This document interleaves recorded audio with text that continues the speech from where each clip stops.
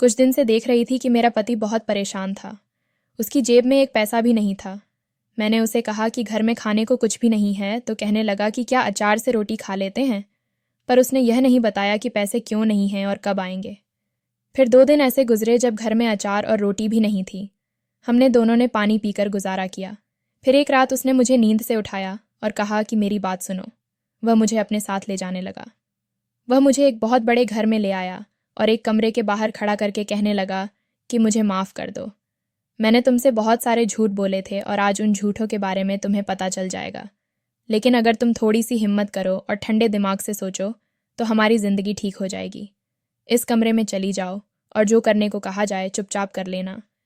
ये याद रखना कि हम लोगों ने न जाने कितने दिन से ढंग का खाना नहीं खाया है, तो फिर तुम्हें सब कुछ आसान लगेगा। मैं उसकी बात समझ ही नहीं। उसने मुझे कमरे के अंदर भेज दिया। कमरे में अंधेरा था। मुझे डर लगने लगा। मैं वापस जाने लगी पर उसने बाहर से दरवाज़ा बंद कर दिया। मुझे उसका साया नज़र आ रहा था। वह खड़ा था लेकिन दरवाज़ा नहीं खोल रहा था और मेरी बात भी नहीं सुन रहा था। जब सामने अचानक से रोशनी हुई और एक आदमी उस कमरे में बैठा था, उसे देखकर मैं हैरान रह गई। उसने कहा कि आ गई ना फिर तुम मेरे पास।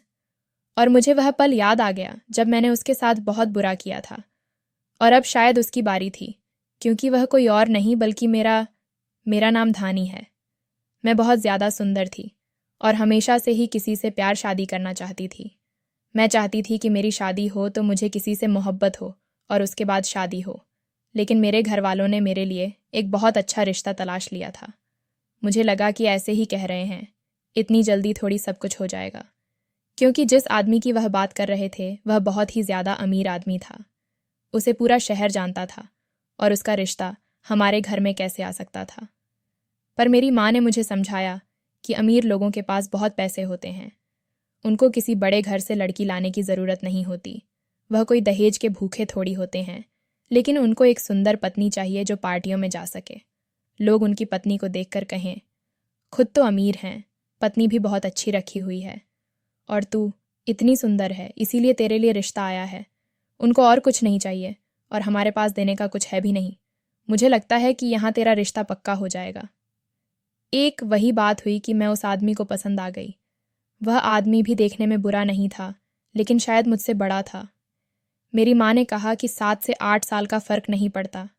जिसके पास पैसे होते हैं उसमें कोई कमी नहीं होती, क्योंकि पैसा सारी बुराइयों को छुपा लेता है। और जिसके पास पैसे नहीं होते उसमें कोई खूबी नहीं होती, क्योंकि उसकी जेब खाली होती है। वह जितना भी अच्छा बन जाए, बात पैसे पर आकर रुक जाती है। मेरे होने वाले पति का नाम प्रताप सिंह था। वह बहुत ज़्यादा अमीर था और उसके पास पैसे ही पैसे थे। मेरे माँ बाप ने उसके साथ मेरी सगाई करा दी। मैं यह शादी नहीं करना चाहती थी, लेकिन ऐसा नहीं था कि मुझे कोई और पसंद था। बस मैं इतनी जल्दी शादी नहीं करना चाहती थी। मैंने अपनी माँ से कहा कि सगाई तो कर दी, लेकिन शादी देर से करना। तो मेरी माँ ने कहा कि हमें पता है कि तेरी उम्र अभी कम है, कम से कम भी 1 साल के बाद शादी करेंगे, नहीं तो 2 साल का तो कहाँ ही है हमने। मैं खुश हो गई कि चलो सगाई हुई तो क्या हुआ, 2 साल तक तो मैं अपने घर में अपनी मर्जी से रह सकती हूँ। लेकिन सगाई होने का फ़िलहाल मुझे फ़ायदा ही हो रहा था। वह रोज़ मेरे लिए कोई ना कोई तोहफ़ा भेजता था। उसने मेरे महीने के कुछ पैसे भी लगाए थे। उसने मेरे माँ बाप को कहा कि यह मेरी जिम्मेदारी है, इसका जेब खर्च मैं दिया करूँगा। और वह पैसे इतने होते थे कि मेरा जेब खर्च किया उससे तो हमारा पूरा घर चल सकता था। लेकिन पता नहीं क्यों मेरा दिल प्रताप की तरफ नहीं लग रहा था। मैं उसे अपना पति स्वीकार नहीं कर पा रही थी। मुझे ऐसा लग रहा था कि मेरी ज़िंदगी इसके साथ नहीं गुजरेगी। ये वह है ही नहीं जिसके साथ मैं अपनी सारी ज़िंदगी गुजारना चाहती हूँ। शायद इसीलिए, क्योंकि अभी तक हमने एक दूसरे से ढंग से बात भी नहीं की थी। एक दिन मेरी एक दोस्त भी घर आई हुई थी, जब प्रताप ने मेरे लिए एक बड़ा सा फ़ोन भेजा। और फ़ोन भी चालू था, उसके अंदर सिम भी थी और पूरे महीने का पैकेज भी था। मेरी दोस्त ने कहा कि तेरी प्रताप से बात होती है क्या? मैंने कहा कि नहीं होती। उसने कहा कि तभी उसने तुझे फ़ोन भेजा है, अब तो उससे बात किया कर। सगाई के बाद और शादी से पहले का जो वक्त होता है ना, वह बड़ा अच्छा होता है। इसमें एक दूसरे से अगर अच्छे तरीके से बात की जाए तो अरेंज मैरिज भी लव मैरिज बन जाती है। मैंने कहा कि मुझे उससे बात नहीं करनी। मेरी दोस्त गुस्सा हो गई। फिर उसने तुझे मोबाइल क्यों भेजा है, वह भी चालू करवा कर। इसीलिए भेजा है कि उससे बात कर सके। और मैं घबरा गई अच्छा, लेकिन पहले तो मेरे पास बहाना था कि मेरे पास फ़ोन नहीं है, पर अब लग रहा था बात करनी पड़ेगी। पर मैं क्या बात करूं, मुझे समझ नहीं आता है। मेरी दोस्त ने अपना सर पकड़ लिया। उसने कहा कि अपने होने वाले पति से लड़कियां क्या बातें करती हैं। एक दूसरे की पसंद नापसंद के बारे में पूछो, कोई प्लान बनाओ, बाहर घूमने जाओ। तुम्हारे घर वाले मना नहीं करेंगे और उसके पास पैसे हैं, गाड़ी है। मुझे तो अभी तक इतनी शॉपिंग कर लेनी चाहिए थी कि तेरा पूरा कमरा भर जाता। मौके से फ़ायदा उठा, माना कि तेरा ही होने वाला पति है, लेकिन बाद में ये जो पति होते हैं ना, ये बदल जाते हैं। ये तो तेरे लिए गोल्डन पीरियड है। गोल्डन पीरियड और तू है कि पागल हुई जा रही है। मैं उसकी बातें तो सुन रही थी, लेकिन मैंने दिल में सोच लिया नहीं, बात करनी है।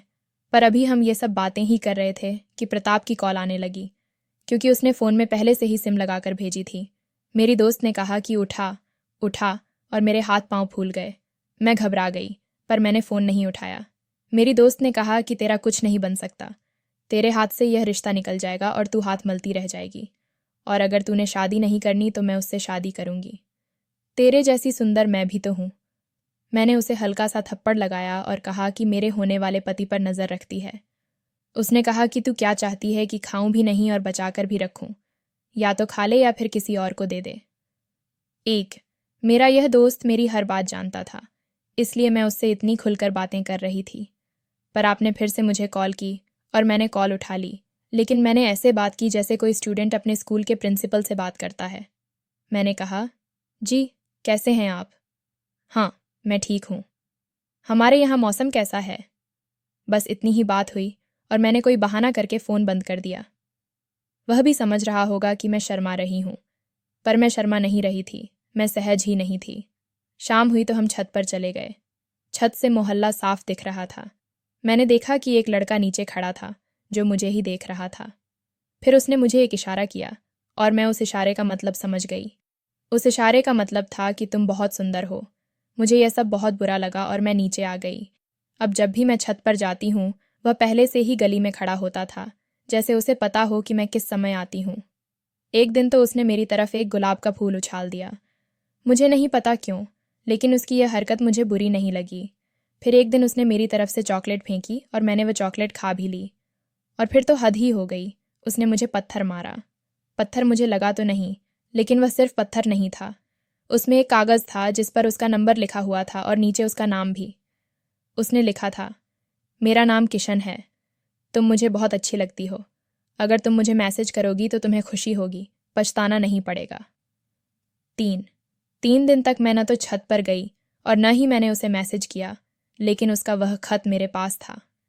मैं बार बार उसे पढ़ती थी। फिर मैंने उसे मैसेज किया और उससे कहा, तुमने मेरा नंबर क्यों फेंका? तुम कोई बदतमीज़ बदमाश हो क्या? लेकिन मैंने उससे थोड़ी सी बात की। वह ऐसा कोई बात से बात निकालने का हुनर जानता था कि हम लोग बातें करने लगे। बातें करते करते दोस्ती हो गई। रूटीन की ही बातें करते थे, कोई ऐसी वैसी बात नहीं थी। एक दूसरे की पसंद नापसंद के बारे में बातें करते थे। पता नहीं मुझे क्या हो गया था। शायद यह मेरी ज़िंदगी में पहली बार हो रहा था कि मैं किसी की तरफ खींची चली जा रही थी। उससे बात न करती तो मेरा दिन नहीं गुजरता था। दूसरी तरफ प्रताप भी मुझसे बात करने की कोशिश करता था। प्रताप कोई बहुत निकम्मा आदमी नहीं था कि जिसके पास वक्त हो, लेकिन जब उसे वक्त मिलता था, वह मुझसे कोई न कोई बात करने की कोशिश करता। और मैं उससे ऐसे बात करती जैसे वह मेरा होने वाला पति नहीं, बल्कि मेरा कोई बॉस हो। मेरे लिए फूल भेजता था, चॉकलेट भेजता था, कपड़े भेजता था, कुछ न कुछ रोज़ भेजता था। मेरे माँ बाप खुशी से पागल हो चुके थे। उन्होंने तो सारे परिवार में यह बात फैला दी थी कि हमारी बेटी की शादी बहुत ऊंचे घर में हो रही है और लड़का इतना अच्छा है कि अभी तक हमारी बेटी पर 2 महीने में ही लाखों लुटा चुका है। मेरी सालगिरह भी आने वाली थी। मैंने किशन को भी बताया कि मेरी सालगिरह है। उसने कहा कि मैं तुम्हारे लिए तोहफा लेकर आऊँगा। तब तक हमारी दोस्ती मोहब्बत बन चुकी थी, लेकिन अभी तक हम दोनों में से किसी ने भी इज़हार नहीं किया था। सालगिरह वाले दिन मुझे सबसे पहले प्रताप ने ही मैसेज किया। उसने कहा कि तुम्हारा गिफ्ट तुम्हें दोपहर तक मिल जाएगा। वह इतने गिफ्ट भेज चुका था कि अब मुझे समझ नहीं आ रही थी कि क्या भेजेगा। लेकिन मुझे तो किशन के गिफ्ट का इंतज़ार था। जब मैं छत पर गई तो उसने वह गिफ्ट मेरी तरफ उछाल दिया। मैंने उस तोहफे को खोला तो उसमें एक छोटा सा प्यारा सा भालू था, जिसने अपने हाथ में एक दिल पकड़ा हुआ था और उस दिल पर लिखा था, आई लव यू। क्या वह मुझसे अपनी मोहब्बत का इजहार कर रहा था या फिर यह गिफ्ट उसने मुझे ऐसे ही दिया था? मैं शर्मा के नीचे आ गई। थोड़ी देर बाद दरवाजे पर किसी ने बेल बजाई। मेरे पापा बाहर गए और कहा कि आपकी बेटी के लिए गिफ्ट आया है, यहाँ पर साइन कर दें। लेकिन उस आदमी के हाथ में कुछ भी नहीं था। मेरे पापा ने कहा कि गिफ्ट कहाँ है, तो उस आदमी ने कहा कि गिफ्ट बहुत बड़ा है, अंदर नहीं ला सकते, आप बाहर आकर देख लें। हम सब लोग हैरान हो गए। जाकर देखा तो यह देखकर हमारी तो आंखें ही फटी की फटी रह गईं कि वह गिफ्ट कोई छोटी मोटी चीज़ नहीं बल्कि एक गाड़ी थी। उसने मुझे कार गिफ्ट की थी। 4। मेरे पापा ने सारी जिंदगी काम किया था, लेकिन वह गाड़ी नहीं खरीद पाए थे, और अब जब गाड़ी भर के दरवाजे पर खड़ी थी तो उनकी आंखों में खुशी के आंसू आ गए। और मैं परेशान हो गई कि इतना बड़ा गिफ्ट, लेकिन मेरे हाथ में तो वह छोटा सा भालू था जो मुझे किशन ने दिया था, और मेरे लिए उससे ज़्यादा कीमती इस वक्त और कुछ भी नहीं था। अब हमारी मोहब्बत बढ़ने लगी और हम लोग एक दूसरे के बिना नहीं रह सकते थे। अब तो हम लोग चोरी चोरी मिल भी लिया करते थे। मैं बाजार जाने का बहाना करती, वह भी वहाँ आ जाता था। हम एक दूसरे से बातें भी कर लेते थे। मैंने उसे अभी तक यह नहीं बताया था कि मेरी सगाई हुई है, इसलिए सोचा कि बता देती हूँ। मैंने उससे कहा कि मेरी सगाई हुई है, और अभी मैंने इतना ही कहा तो वह कहने लगा, सगाई हुई है, शादी तो नहीं हुई ना, तोड़ दो सगाई। मैंने कहा, लेकिन मेरी सगाई। और मुझे जाना पड़ा क्योंकि प्रताप मुझसे मिलने के लिए आया हुआ था और मैं घर पर नहीं थी। उसने कहा, आप तो मुझसे बहुत दूर रहती हैं, यह आपका शर्माना है या कुछ और है? मैंने कहा, वह मुझे अच्छा नहीं लगता, यह सब कुछ और। अब तो मुझे यह सब कुछ वाकई अच्छा नहीं लग रहा था। मैं अपने आप को किशन के नाम कर चुकी थी, वही मेरा सब कुछ था। मैं उसके अलावा किसी और के बारे में सोच भी कैसे सकती थी? लेकिन आज प्रताप ने मेरा हाथ पकड़ने की कोशिश की। उसने कहा, जो चीज़ मुझे पसंद आ जाती है उसे मैं किसी और के साथ नहीं देख सकता। आपका मुझसे यूं दूर दूर रहना कहीं कुछ और तो नहीं कह रहा? मुझे ऐसा क्यों लगा जैसे उसे मुझ पर शक हो गया था। मैंने कहा, नहीं, ऐसी कोई बात नहीं है। आप ऐसी बातें क्यों कर रहे हैं? उसने कहा, आपका फ़ोन अक्सर एंगेज रहता है जबकि मेरे पास आपसे बात करने के लिए वक्त होता है, लेकिन आप मुझसे बात नहीं करती। मैं घबरा गई और मैंने झूठ बोल दिया, मेरी दोस्त है, मैं उसी से बातें करती हूँ। उसने कहा, मुझे अपना दोस्त समझो और मुझसे बातें किया करो। इसका यही मतलब था कि उसे मुझ पर शक हो गया था। मैंने किशन को यह नहीं बताया था कि मेरी सगाई किससे हुई थी, लेकिन अब मैं ये सगाई तोड़ना चाहती थी और यह सब कुछ छोड़ देना चाहती थी। मुझे हिम्मत करनी थी। अगर मैं अब हिम्मत नहीं करती तो सब कुछ बर्बाद हो सकता था। मैंने अपनी ज़िंदगी किशन के साथ गुजारने का फ़ैसला कर लिया था। प्रताप ने किस तरह से मुझसे बात की थी, उसकी आंखों में देखते ही मैं उसके सामने नर्वस हो गई थी। मुझे उससे डर लग रहा था। मैं ऐसे आदमी के साथ अपना सारा जीवन नहीं गुजारना चाहती थी। 5 मैंने फ़ैसला कर लिया था और सबसे पहले यह बात अपनी दोस्त को बता दी। वह तो हैरान ही रह गई। उसने कहा, यह किशन कौन है, क्या करता है? मैंने कहा, नौकरी करता है, उसका अपना घर है। प्रताप जैसा अमीर नहीं है, लेकिन मेरी मोहब्बत है। मैं उसी से शादी करना चाहती हूँ। मेरी दोस्त ने मुझे बहुत समझाया। 2 घंटे तक वह यही कहती रही कि तेरा फैसला गलत है। मैंने कहा, तूने उसकी हरकतें नहीं देखी, बहुत ही ज़्यादा अजीब सी हैं। सारी ज़िंदगी मुझ पर हुक्म चलाना चाहता है। अमीर लोग तो ऐसे ही होते हैं, तभी तो ऐसे मुकाम पर पहुँचते हैं। उसने कहा, क्या अमीर लोग अच्छे नहीं होते, अच्छा बनने का नाटक करते हैं? मैंने कहा, मेरे लिए मोहब्बत ही सब कुछ है, पैसा नहीं।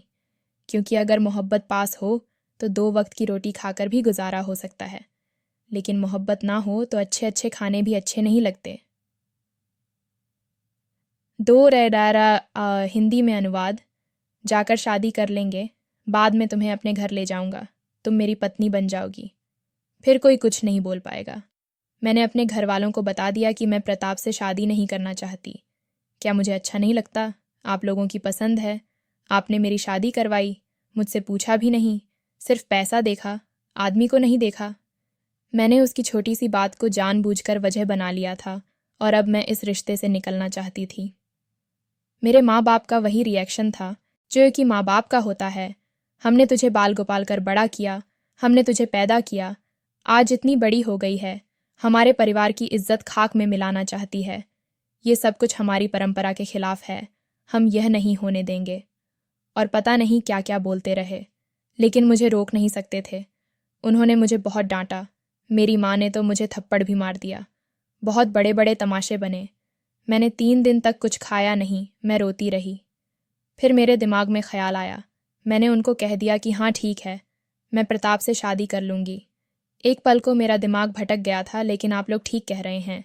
और जब तुमको मुझ पर भरोसा हुआ कि मैं बात को समझ गई हूँ, तो मैंने घर में पड़े थोड़े से जेवर और कुछ पैसे लेकर घर से भाग गई। मैं दीदी किशन के पास चली गई। हम लोग मंदिर में चले गए। 6 वहाँ जाकर हमने शादी कर ली। अब हम दोनों पति पत्नी बन चुके थे। मैंने अपने घर वालों को फ़ोन किया और ये सब कुछ बता दिया कि मैंने किसी से शादी कर ली है। अब मैं आप लोगों को अपनी कहानी सुना रही हूँ, तो ये सब कुछ बताने में शायद बहुत आसान लग रहा होगा कि जल्दी जल्दी सब बता दिया, शादी भी हो गई। लेकिन मैं जानती हूँ कि मुझ पर क्या गुजरी थी। मैंने खाना नहीं खाया था। मैं दिन रात रोती रही थी। मैं कितनी डरी हुई थी, कितनी परेशान थी। अब नहीं, घर में चोरी करनी पड़ी। घर से भागना कोई बच्चों का खेल नहीं होता। और फिर दिल में यह डर था कि कहीं किशन मुझसे झूठ तो नहीं बोल रहा। लेकिन उसने तुरंत मुझसे शादी कर ली। वह मेरा पति बन गया। हमने शादी को रजिस्टर्ड भी करा लिया था। अब हम लोग कानूनी तौर पर पति पत्नी थे। मेरे माँ बाप के पास अब हाथ पैर मारने के अलावा और कोई चारा नहीं था। वह क्या कर सकते थे? बस बैठे हवा खा सकते थे। हम लोग बहुत खुश थे। 2 दिन हमने एक बहुत अच्छे होटल में गुजारे थे। ये 2 दिन मेरी ज़िंदगी के सबसे सुंदर दिन थे। लेकिन उसके बाद मुझे एक दिन किशन ने कहा कि अब घर चलते हैं। मैंने कहा, तुम्हारा घर कहाँ है? तो उसने कहा कि यहाँ से काफ़ी दूर है, लेकिन चलते हैं। अब हम लोग एक रिक्शा में बैठे और उसके घर की तरफ जा रहे थे। मैं देख रही थी कि इस रास्ते में बड़े ख़राब होते जा रहे थे। पूरा इलाका भी कुछ अजीब सा था। झोपड़पट्टी जैसा इलाका आ रहा था। मैंने कहा कि कहाँ है तुम्हारा घर? वह बोला कि बस यहाँ से थोड़ा दूर और। ये देखकर मैं हैरान रह गई कि रिक्शा एक चाल के सामने रुक गया। मैंने देखा कि यह तो चाल था। वही शोर। औरतें एक दूसरे से पानी के लिए झगड़ा कर रही थीं। कोई गाली दे रहा था। बच्चे इधर उधर भाग रहे थे। मैंने कहा कि तुम यहाँ रहते हो किशन पर? तुमने तो कहा था कि तुम्हारा अपना घर है। उसने कहा कि अपना घर ही तो है, ये खोली मेरी अपनी है।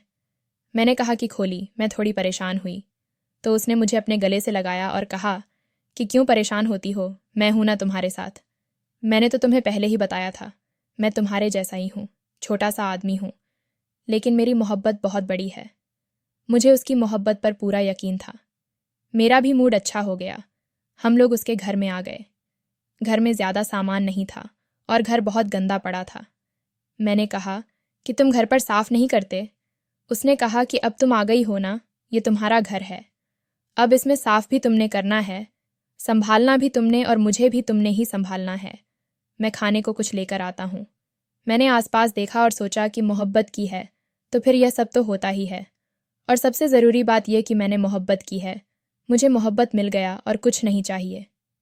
मैंने धीरे धीरे घर को साफ करना शुरू किया और किशन दोपहर का खाना ले आया, लेकिन साथ कुछ राशन का सामान भी लाया। जिंदगी इतनी बुरी भी नहीं थी। 7 सुबह उठकर पानी भरना पड़ता था, पर किशन पानी खुद ही भर लेता था और मुझे ज़्यादा काम नहीं करने देता था। मैं उसके साथ बहुत खुश थी। शादी के शुरू के दिन वैसे ही बहुत अच्छे होते हैं। आपको कोई किसी जेल में भी रखे, लेकिन आपके पति के साथ रखे तो आप खुश ही रहते हैं। इसी तरह मेरी ज़िंदगी भी अच्छी बनी जा रही थी और मैं बहुत सोचती थी। ऐसा लगता था कि ज़िंदगी में कभी कुछ बुरा होगा ही नहीं। लेकिन सुबह काम पर चला जाता था और शाम को आता था।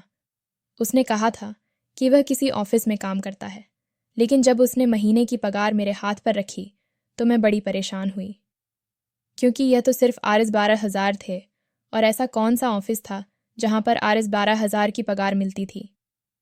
ऑफिस में तो पगार ज़्यादा मिलती है। मैंने कहा कि तुम किधर काम करते हो, तो उसने मुझे किसी ऑफिस का ही बताया। यह भी कहा कि वे लोग अभी नए हैं, इसलिए ज़्यादा पैसे नहीं दे रहे, पर अगर अभी से मैं उनके साथ काम करता रहूँगा तो फिर वे आगे चलकर मेरी पगार बढ़ा देंगे। मैंने कहा, लेकिन आरएस 12,000 में महीना कैसे गुजरेगा? तो कहने लगा कि तुम थोड़े जेवर और पैसे लाई थी ना, उनको इस्तेमाल करके 2-4 महीने गुजार लेंगे। उसके बाद मेरी पगार बढ़ जाएगी। वह मुझे बहुत अच्छी तसल्ली देता था। कुछ भी बुरा हो जाए, वह इतने प्यार से समझाता था कि कुछ बुरा लगता ही नहीं था। थोड़े बहुत पैसों से ही हम दाल सब्जी राशन वगैरह ले आए। किराया भी दे दिया और घर की कुछ चीज़ें भी ले लीं।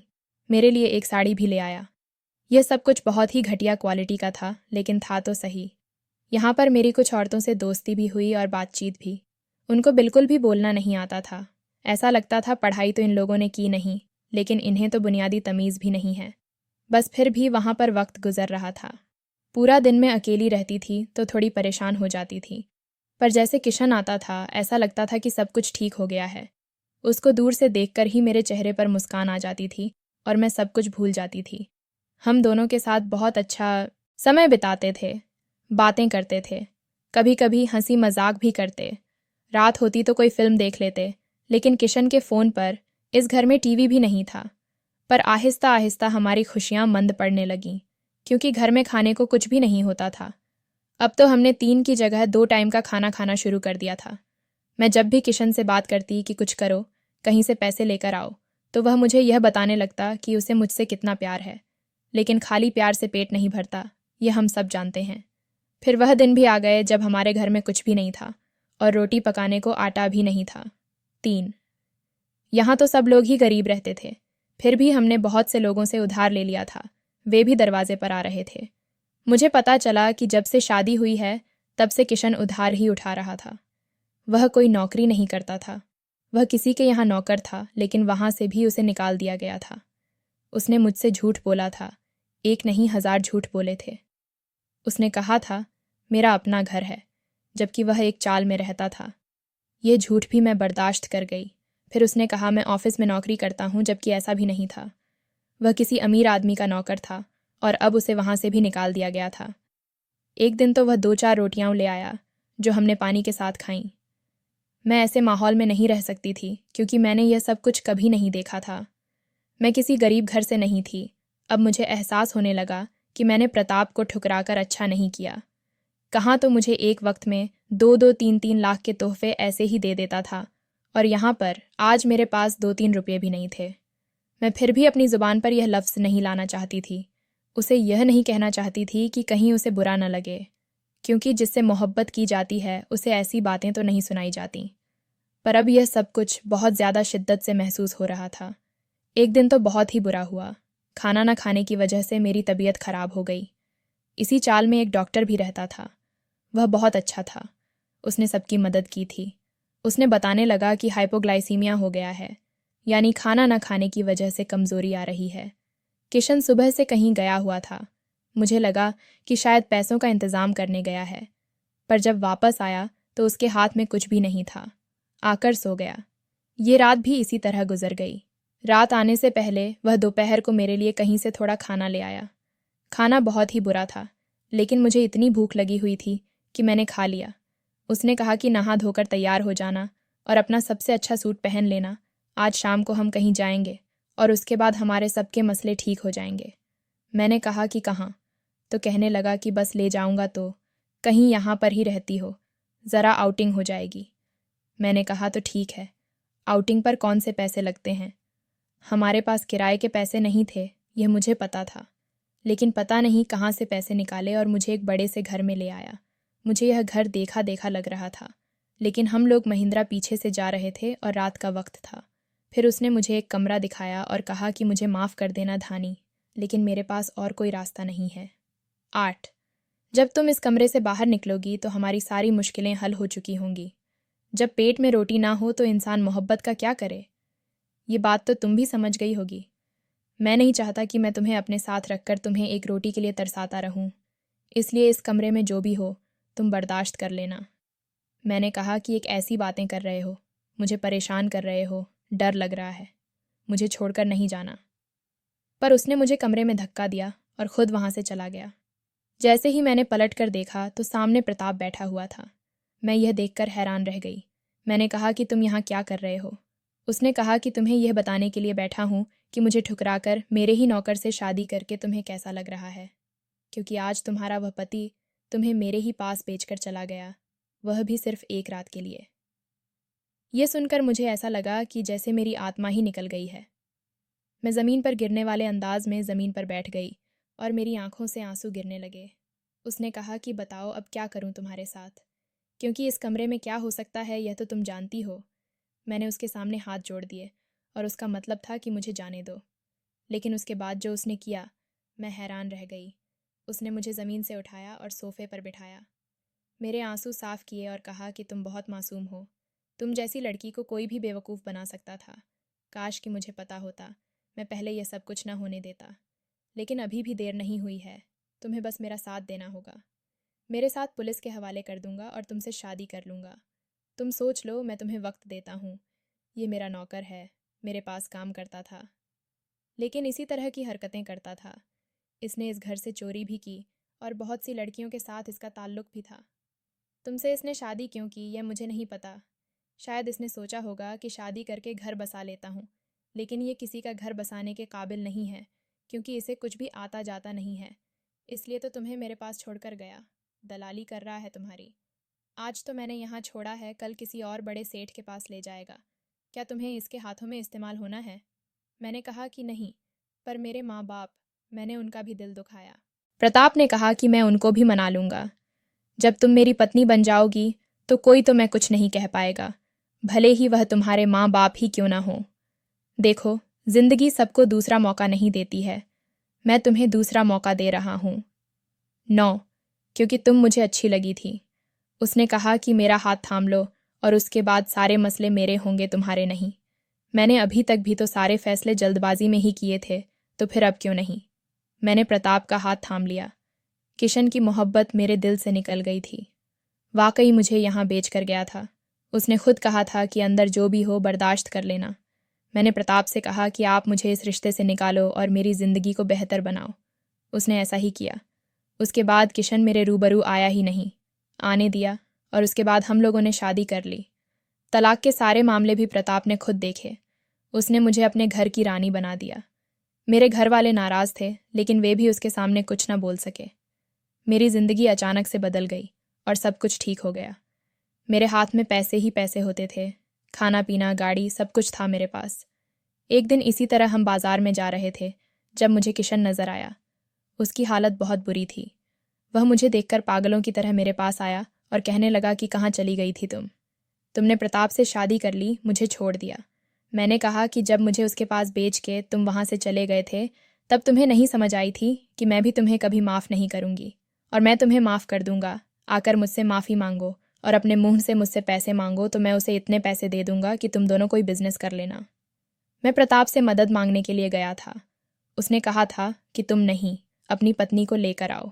वह मुझसे मदद मांगेगी तो मैं उसकी मदद करूँगा।